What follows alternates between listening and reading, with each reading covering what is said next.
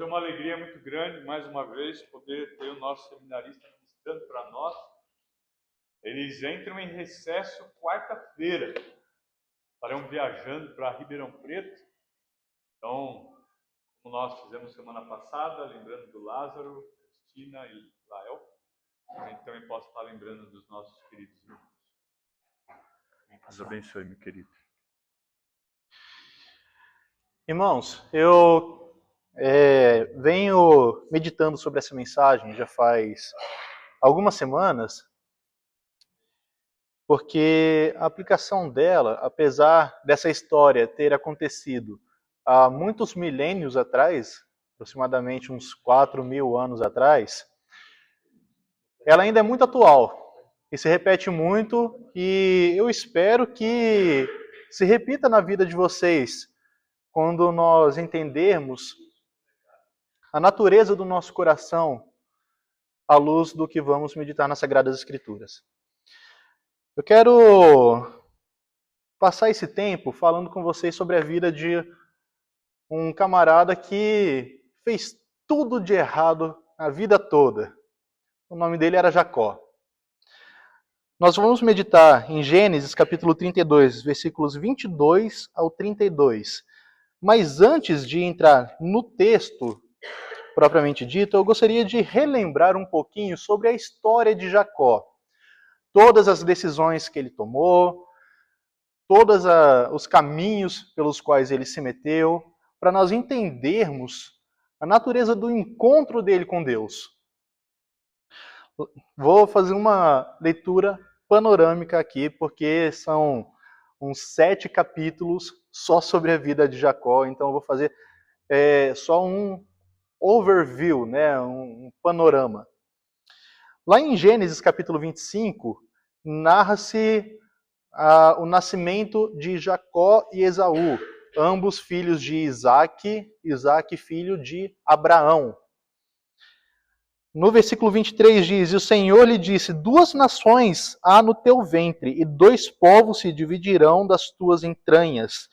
E um povo será mais forte do que outro povo, e o maior servirá ao menor. Aqui já está o começo da promessa de Deus a Jacó. É dito que 2 nações sairão do ventre de Rebeca. Sempre confundo Raquel e Rebeca. 2 nações sairão do ventre de Rebeca. Uma de Esaú e a outra de Jacó. E como sempre a Bíblia retrata isso, né, na cultura, aquele que nascia sendo primogênito, ele tinha o direito à maior parte na herança e à bênção do pai. Só que Deus fala aqui que o maior vai servir ao menor. Então Deus já está entregando uma bênção a Jacó, já está prometendo essa bênção a Jacó. E isso é anunciado já para Isaac. Os versículos seguintes mostram que Jacó e Esaú, eles cresceram com uma certa rivalidade. Versículo 27, cresceram os meninos e Esaú foi homem perito na casa, homem do campo, mas Jacó era homem simples, habitando em tendas. E amava Isaac a Esaú, porém, porque a caça era de seu gosto, mas Rebeca amava a Jacó. Aqui a gente já vê o retrato de uma família não muito bem estruturada, porque os irmãos eles tinham personalidades totalmente diferentes, um ficava no seu lado, o outro ficava no outro, o pai amava mais um, a mãe amava mais a outro. Aqui não parece o cenário de uma família muito estruturada, certo?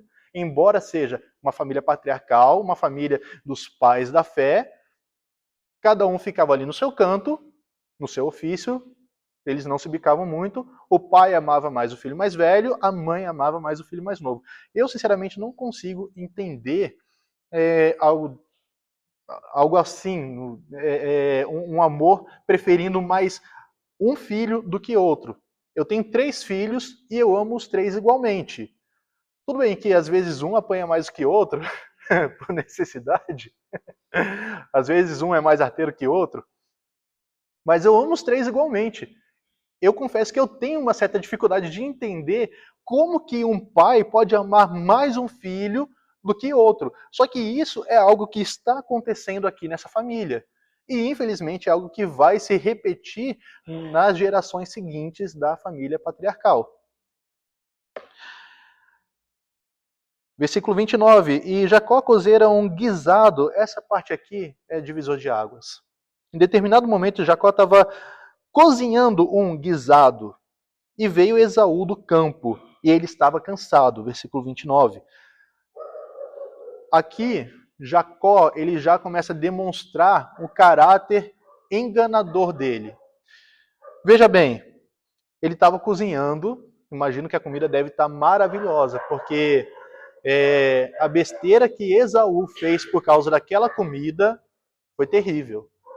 Ele tinha voltado do campo e estava cansado. Só que a palavra hebraica aqui que descreve cansado, ela foi um tanto mal traduzida. A gente pode entender esse cansado aqui como quase desmaiando. Quase desmaiando. O pastor, ele já foi militar, marinha, né, pastor? Exército. Eu imagino que ele já deve ter tido experiências de treinamento que exigiam físico tão intenso, mas tão intenso que ele já deve ter ficado a ponto de desmaiar, né? Durante um bom tempo da minha vida, durante um período aí da minha vida, eu pratiquei jiu-jitsu com um professor que ele foi militar também, e às vezes ele gostava de aplicar as características militares no nosso treino. E o tanto de gente que eu já vi quase desmaiando de tão cansado, inclusive eu mesmo um deles. E a gente realmente pensava ali naquele momento, eu faria qualquer coisa por um intervalo para eu beber um pouco de água. Faria qualquer coisa por um intervalo, por um minutinho, só para eu sentar um pouquinho, colocar as mãos no joelho, respirar. Esaú devia estar chegando desse jeito para Jacó. Exausto, quase desmaiando. E com muita fome. Talvez não tivesse sido um bom dia de caça, provavelmente ele nem devia ter caçado alguma coisa, porque ele está voltando aqui e ele vai direto pedir comida para o seu irmão. O que já é uma demonstração de humilhação, porque o irmão mais velho não pedia comida ao irmão mais novo. Isso não era muito da característica de Esaú, pela rivalidade que ele tinha com Jacó. E aí Jacó, ele demonstra o caráter enganador dele dessa forma, versículo 30. E disse Esaú a Jacó, deixa-me, peço-te, comer desse guisado vermelho, porque estou cansado. Veja bem, um irmão precisando implorar ao outro para comer. Um irmão precisando implorar comida ao outro irmão. Vejam quão problemático devia ser o relacionamento desses dois. Eu tenho uma irmã quase da minha idade, 2 anos mais nova. Quando eu vou na casa dela, eu nunca precisei implorar comida para ela. Nunca. Quando eu chego lá, na verdade, ela normalmente já está preparando alguma coisa para mim. Quando eu vou na casa dos meus pais, eu não preciso implorar comida. Quando eu vou na casa da minha avó, eu não preciso implorar comida. Não é certo que alguém precise implorar comida para outra pessoa da sua família. Isso demonstra um relacionamento quebrado, um relacionamento problemático. Pessoas ali que não se bicavam. E Jacó, ele aproveita isso para tomar a bênção de forma desonesta do seu irmão. Versículo 31. Então disse Jacó, venda-me hoje a tua primogenitura. E disse Esaú, eis que estou a ponto de morrer. Para que me servirá a primogenitura? Ele estava pensando, já vou morrer mesmo? Eu estou numa situação tão terrível, estou pronto para morrer, então do que adianta eu ter a primogenitura se eu não vou desfrutar dela? E aí ele decide vender a primogenitura dele. O que é vender a primogenitura? O primogênito, ele tinha o direito a receber a maior bênção, a maior parte da herança. A herança normalmente era dividida em 3. 2/3 ficava com o irmão mais velho e o último terço era dividido com os demais irmãos. Ou no caso, como não havia outros irmãos, ficaria só 1/3 com Jacó. Mas o que Jacó fez? Ele aproveitou para tomar esses 2/3 e a bênção de seu pai para si. Agora veja bem, que tipo de irmão que ama o outro deixaria ele morrer de fome? Que tipo de irmão aproveitaria o momento em que o seu irmão está morrendo de fome para roubar dele a bênção? E ainda mais, que tipo de patriarca da fé usaria de tamanha desonestidade para receber a bênção? Deus já tinha prometido a bênção para Jacó, ele não precisava fazer isso. Deus não disse anteriormente, o maior se virá o menor? Então por que Jacó fez isso? Ele não precisava disso. Ele não precisava tomar a bênção dessa forma desonesta. É o famoso jeitinho brasileiro, né? Parece que o jeitinho brasileiro já vem desde aquele tempo. E é o que ele faz. Talvez ele estivesse pensando, Deus está me dando essa oportunidade para eu tomar a bênção. Meus irmãos, muitas das vezes Deus ele coloca na nossa frente a oportunidade de nós tomarmos algo que ele já concedeu a nós, só que ele não quer que nós façamos aquilo naquele momento, porque seria desonesto. Não seria de acordo com as Sagradas Escrituras. Quantas e quantas vezes nós já pensamos assim, eu estou no meu direito de fazer isso. Só que a coisa certa do jeito errado é a coisa errada. A decisão, a coisa certa, quando você decide fazer através dos meios errados, se torna a coisa errada. É isso que Jacó fez. Ele tomou a bênção, só que não da forma que Deus queria. Deus queria entregar a bênção a Jacó através dos meios certos do pai dele, entregando a bênção ao seu filho mais novo. Só que o que Jacó fez? Essa é a hora. Deus prometeu a bênção, eu vou tomar essa bênção agora do meu jeito. Mais ou menos o que Abraão fez ao se deitar com Agar e nascer dela Ismael. E de Ismael nasceu uma galera que está dando dor de cabeça até hoje ali no Oriente Médio, porque um dos descendentes diretos de Ismael é Maomé, o pai do Islã. Então, sempre quando nós tentamos ajudar Deus, a gente acaba traindo maldição para nós. Foi assim com Abraão, foi assim com Jacó, e continua sendo assim até hoje. Sempre quando a gente tenta ajudar Deus, a gente acaba atraindo maldição, porque Deus não precisa da nossa ajuda. Deus ele já tinha prometido a bênção, ele não precisava da ajuda de Jacó, muito menos de uma forma tão desonesta e que demonstrasse tamanha falta de amor pelo irmão. Avançando um pouco mais, capítulo 27. Então falou Rebeca a Jacó, seu filho, dizendo: eis que tenho ouvido do teu pai que falava com Esaú, teu irmão, dizendo: traze-me caça, faz-me um guisado saboroso. Versículo 7. Para que eu coma e te abençoe diante da face do Senhor antes da minha morte. Agora, pois, filho meu, ouve a minha voz naquilo que eu te mando. Vai agora ao rebanho e traze-me de lá 2 bons cabritos, e eu farei deles um guisado saboroso para o teu pai, como ele gosta. E levá-los a teu pai, para que o coma, para que te abençoe antes da sua morte. Olha só, até a própria mãe de Jacó estava também demonstrando uma falha de caráter. Porque a mãe de Jacó, ao invés de estimular o seu filho a se arrepender, a voltar atrás, a receber a bênção da forma correta, ela o estimula ainda a enganar o seu pai e tomar a bênção da forma errada.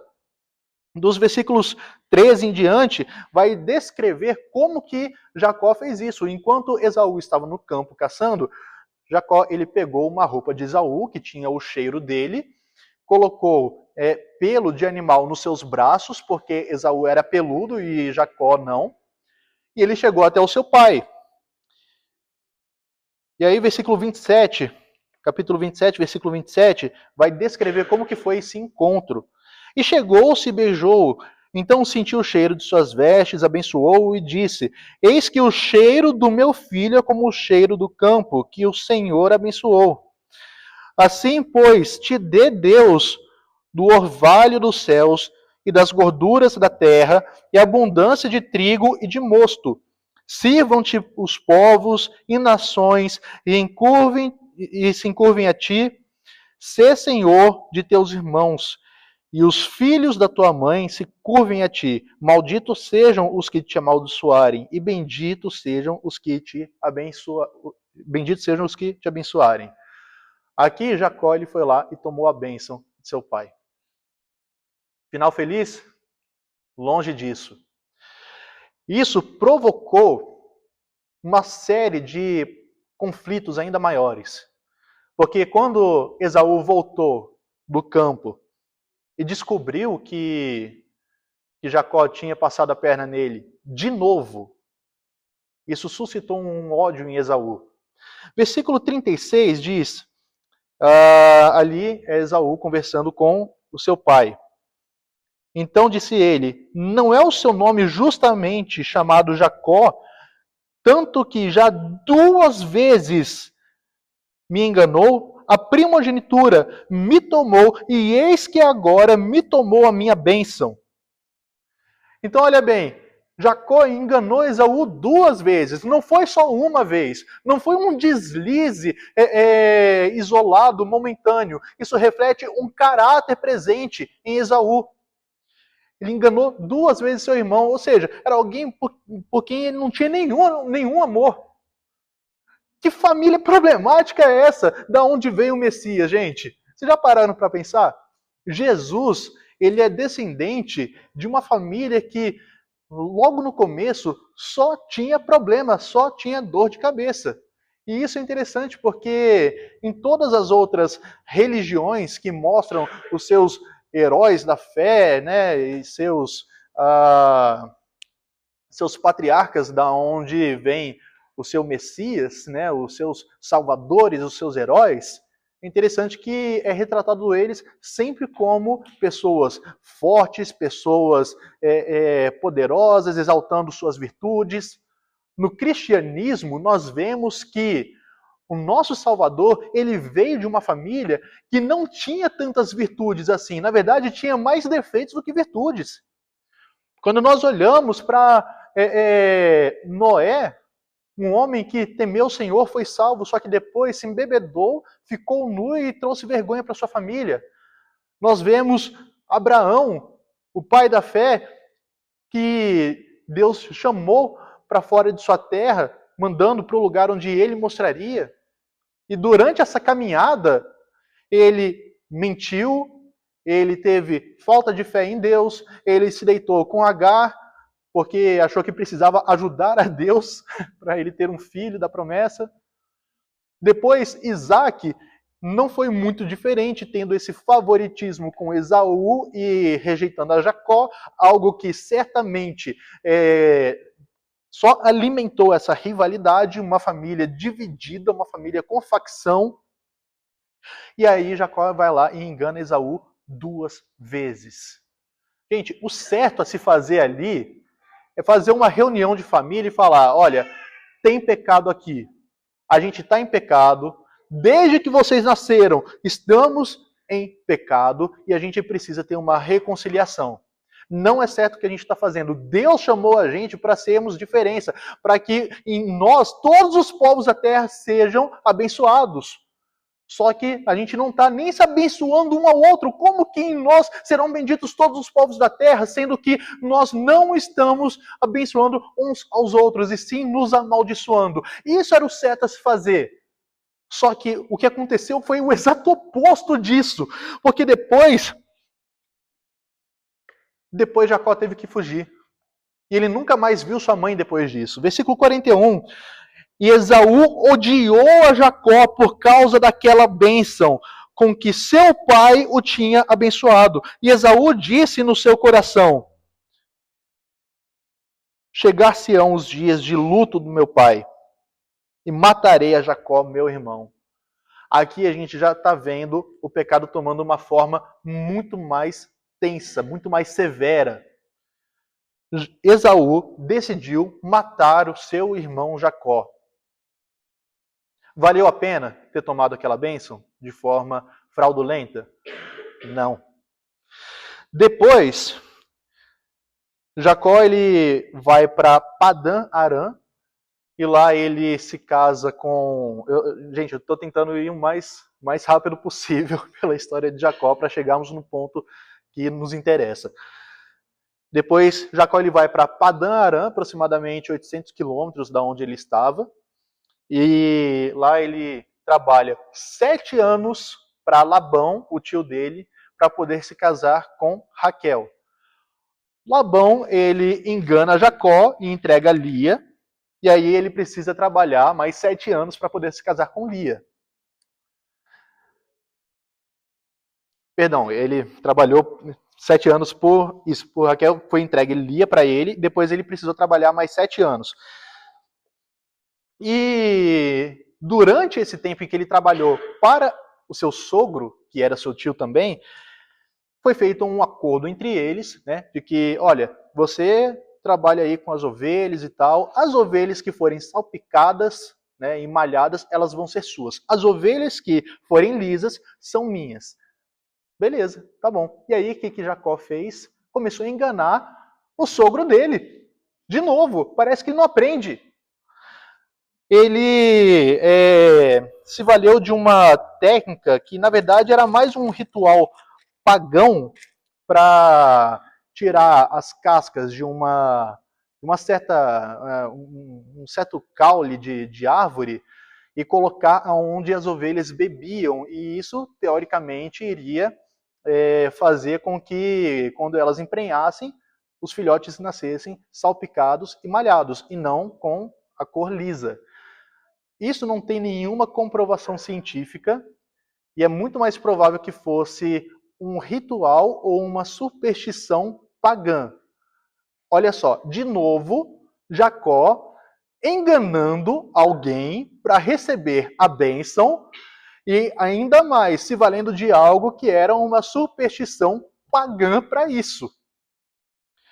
Como que um camarada desse é um dos nossos pais da fé? Como que um camarada desse está lá em Hebreus capítulo 11, na galeria dos heróis da fé? E depois que ele enriquece muito, depois de 20 anos trabalhando para Labão, Deus manda ele voltar para a casa dele. Avançando aqui, capítulo 32 já. Quando ele está voltando para casa, enriquecido, saiu na surdina, enganou seu sogro de novo, ele está indo ao encontro do seu irmão. Agora olhem bem, Jacó passou 20 anos longe do seu irmão. Esaú, ele alimentou aquele ódio durante 20 anos. Foram 20 anos sem se falar, 20 anos sem mandar uma carta. Naquela época não tinha WhatsApp, e-mail, mas imagina você ficar 20 anos sem falar com seu irmão, sem mandar um WhatsApp para o seu irmão. 20 anos sem nenhuma notícia, sabendo que Deus o estava abençoando, sabendo que Deus estava fazendo ele prosperar. Esaú, ele tinha todos os motivos do mundo para querer matar o seu irmão. E Jacó sabia disso. Só que agora, esse é o momento em que eu quero que vocês percebam. Jacó, ele não confiava em Deus. Jacó, ele enganou os outros, tomou sua bênção fraudulentamente, enganou seu sogro. Jacó, ele amava Raquel e não amava a Lia. Jacó, ele passou a vida toda tomando todas as decisões erradas. Quando eu leio as escrituras, sabe o que eu vejo? Eu sou Jacó. Quando eu leio as escrituras, o que eu vejo é que eu não sou diferente de Jacó. A única diferença entre mim e Esaú é que Deus quis ter misericórdia de mim. A única diferença que tem entre a minha pessoa e a pessoa de Esaú é que Deus se compadeceu de mim. porque eu tenho o mesmo caráter. Todos nós temos o mesmo caráter. Você também é Jacó. Você também tem um coração tão pecaminoso quanto. Você também tem um coração tão odioso quanto o de Jacó. Certa vez, perguntaram para Charles Spurgeon. Eu estava lendo o livro de Romanos, capítulo 9, e vi que Deus disse que ele amou a Jacó, mas odiou a Esaú. Como pode algo assim? E aí Spurgeon respondeu, com toda a sabedoria dele, eu não tenho nenhum problema em entender que Deus odiou Esaú. Minha dificuldade é entender como que ele amou Jacó. É exatamente isso. Eu e você, nós somos como Jacó. E aí, no momento em que ele está voltando para casa, ele está passando pelo Val de Jaboque, que é um ribeirinho. E aqui no versículo 22, capítulo 32, diz: levantou-se aquela noite, e tomou as suas 2 mulheres, e as suas 2 servas, e os seus 11 filhos, e passou o Val de Jaboque. E tomou-os e fê-los passar o ribeiro, e fez passar tudo o que tinha. Ele levou todos os seus rebanhos, toda a sua riqueza. Agora olha só, versículo 24. Jacó, porém, ficou só. Provavelmente ele tinha ido para algum momento de solitude para ele orar a Deus. Porque certamente ele iria se encontrar com seu irmão que estava vindo na direção dele com fúria e com ira. E ele parou um momento para orar a Deus. Enquanto ele estava orando, o que acontece? Vem um homem para lutar com ele. E lutou com ele um homem até que a alva subiu. Gente, esse lutar aqui, a ideia é mais de agarrar, sabe? Uma luta agarrada no chão. Quase como jiu-jitsu, né? Porque é algo que levanta poeira, né? A palavra hebraica aqui para esse lutar sugere algo que levanta poeira. É algo que é uma luta agarrada no chão. Durante uma noite, ele ficou lutando com um homem. Só que, em determinado momento, ele percebeu: aquilo lá não era só um homem. Aquilo lá era algum enviado de Deus. Talvez até a própria manifestação do próprio Deus. Aí veja bem, versículo 25. Vendo este que não prevalecia contra ele, tocou a juntura de sua coxa e se deslocou a juntura da coxa de Jacó lutando com ele. Esse tocar aqui é a ideia de que é quase um peteleco, sabe? Não é um tocar no sentido de dar um soco ou algo tão violento. É quase como se fosse um peteleco. Foi um toque leve mesmo. Mas percebe, esse toque leve foi forte o suficiente para deslocar a coxa dele. Então Jacó não estava lutando simplesmente com um homem. Não era meramente um homem. Era algum poder angelical que tinha uma força tamanha que, apenas tocando na coxa dele, deslocou. Versículo 26 diz: e disse: deixa-me ir, porque já a alva subiu. Porém ele, Jacó, disse: não te deixarei ir, se não me abençoares. Aqui existem 2 coisas que eu quero enfatizar. Primeiro, Jacó, ele finalmente aprendeu a buscar a bênção da forma correta. Jacó estava pedindo a bênção, mas não querendo enganar aquele homem, na verdade, aquele anjo. Jacó agora, ele entendeu que a vida toda dele, ele tomou todas as decisões mais estúpidas possíveis. Só que nunca é tarde para se arrepender. Nunca é tarde para voltar atrás.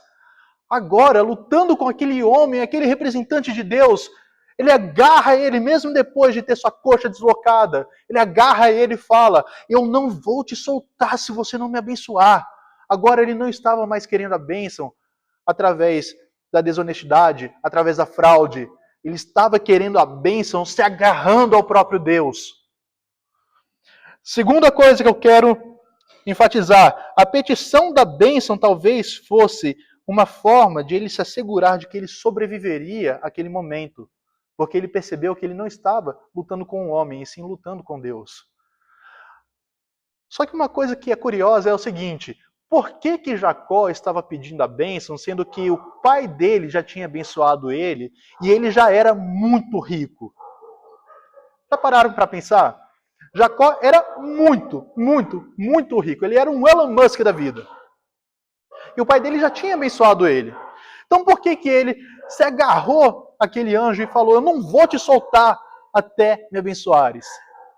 Porque a verdadeira bênção nas nossas vidas não são riquezas. A verdadeira bênção nas nossas vidas é ter paz com Deus. Jacó não tinha isso. Jacó não tinha paz com Deus. Jacó passou a vida toda fugindo de Deus. Ele passou a vida toda dele fazendo tudo aquilo que Deus odiava. Assim como eu e você. Talvez você esteja aqui nessa noite recapitulando a sua vida, pensando, de fato, eu tomei todas as decisões erradas até aqui, mas não é tarde para se arrepender. Prosperidade material não é a mesma coisa que paz com Deus. Nenhum dinheiro no mundo pode comprar a paz que nós temos com Deus. Jacó, ele tinha muito dinheiro. Jacó tinha muitos rebanhos. Jacó era um homem próspero.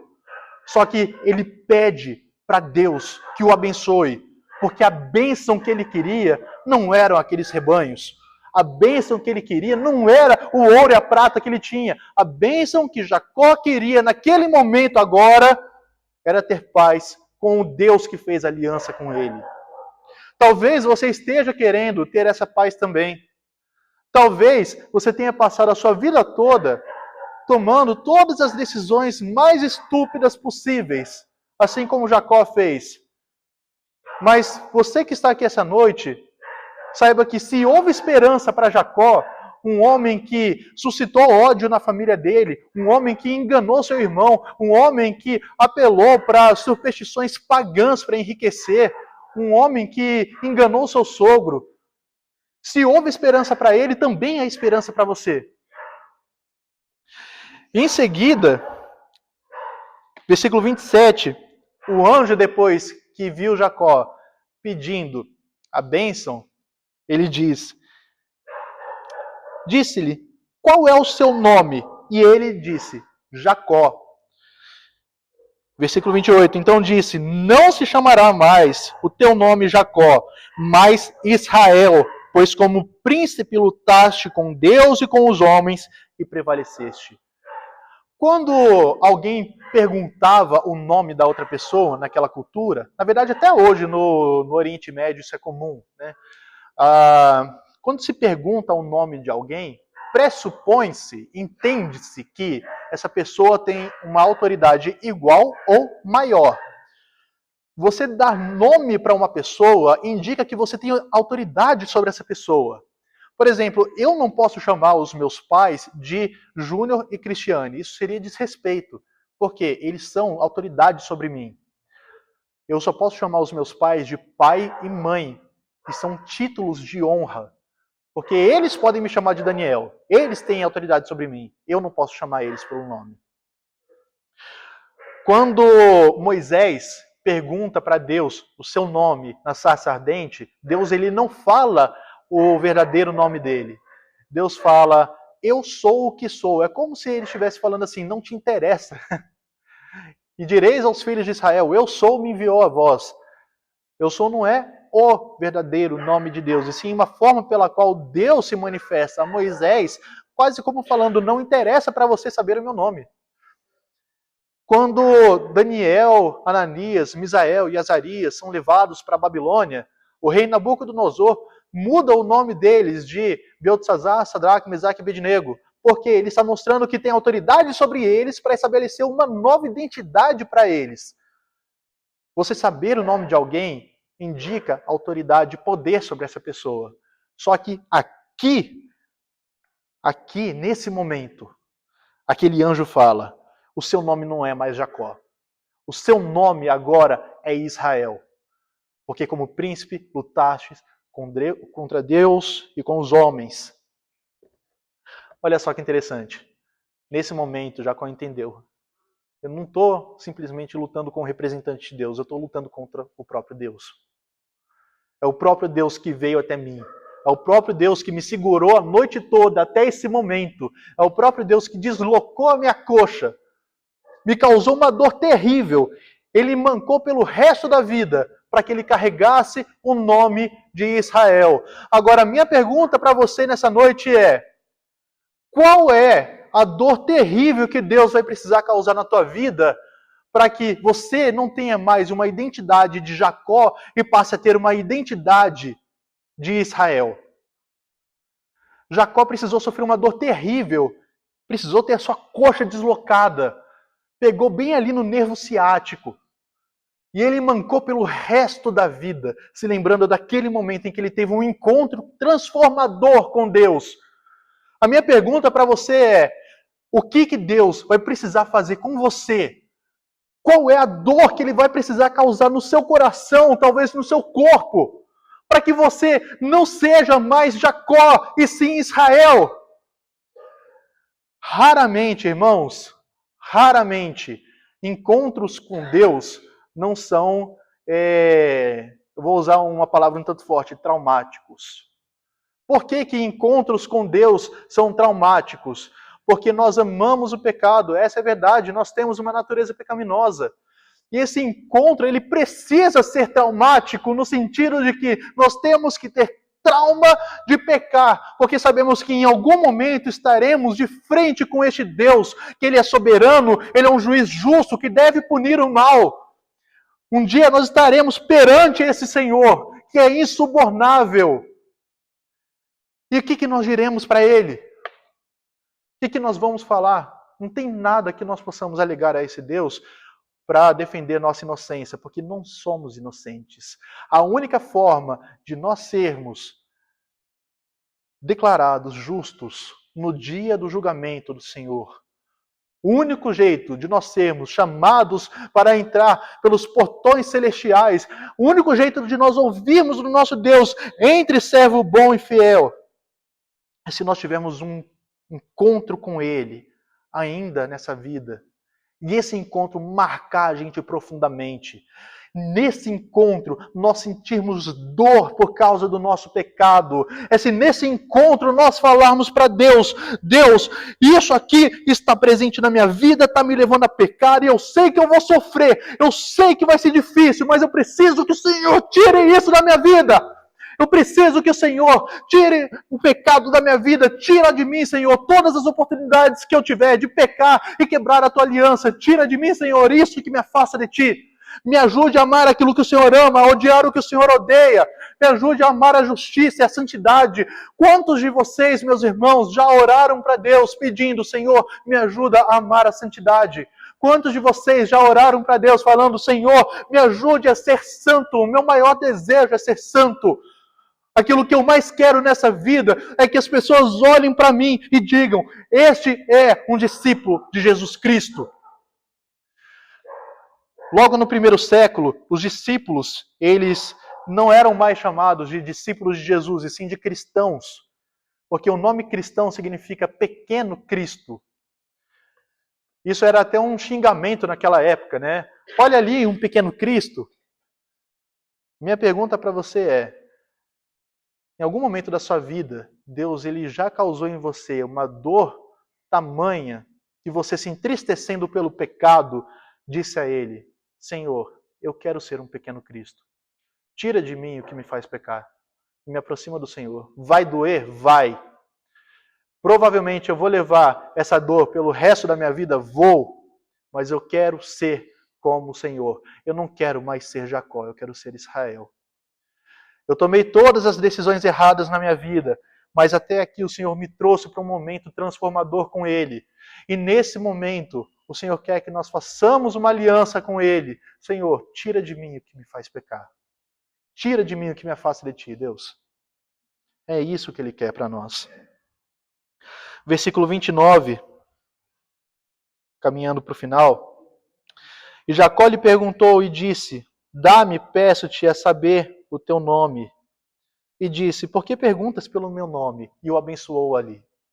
Percebe? Deus ele não revelou o seu nome a Jacó, porque o nome dele é tão santo que nós não podemos conhecê-lo de fato. Só que Deus o abençoou. E essa bênção não foi mais rebanhos, mais ouro, mais prata. Essa bênção foi uma dor que ele levou para o resto da vida, mas essa dor lembrou dele que ele agora tinha paz com Deus. Nós devemos pedir a Deus, Senhor, me abençoe, mas que tipo de bênção nós queremos? Nós queremos uma bênção que vem através de meios fraudulentos, ou nós queremos uma bênção que cause em nós uma dor que vai nos levar a ter paz com Deus? Versículo 30. E chamou Jacó o nome daquele lugar Peniel, porque dizia, tenho visto a Deus face a face, e a minha alma foi salva. E saiu-lhe o sol, quando passou a Peniel, e manquejava da sua coxa. Ele viu Deus face a face, e a alma dele foi salva. Sabe quando que Deus nos mostrou a sua face cheia de glória e de graça? Em Jesus Cristo. Em Cristo nós vemos a revelação do próprio Deus, a imagem do Deus invisível. Você quer ser salvo essa noite? Olhe para Cristo. Não olhe para si. Não olhe para os seus méritos, porque você não vai encontrar nenhum. Se você olhar dentro do seu coração, você só vai ver corrupção, sujeira, pecados. Mas quer ser salvo? Olhe para Cristo. Odeie o seu pecado, porque o seu pecado custou um Deus crucificado. Olhe para a cruz de Cristo e será salvo. É ali onde nós vemos Deus face a face. É ali onde nossa alma é salva. Talvez, se você pedir para ter paz com Deus, isso vai te causar alguma dor, vai te custar alguma coisa, com certeza. Mas a bênção que é você ter paz com Deus pelo resto da sua vida e por toda a eternidade, não existe conforto nenhum que compre isso, gente. Não existe conforto que compre um coração que está em paz com Deus. Vamos orar ao Senhor. Querido Deus, nós te louvamos, Pai, porque o Senhor é misericordioso. E mesmo, Deus, nós tendo tomado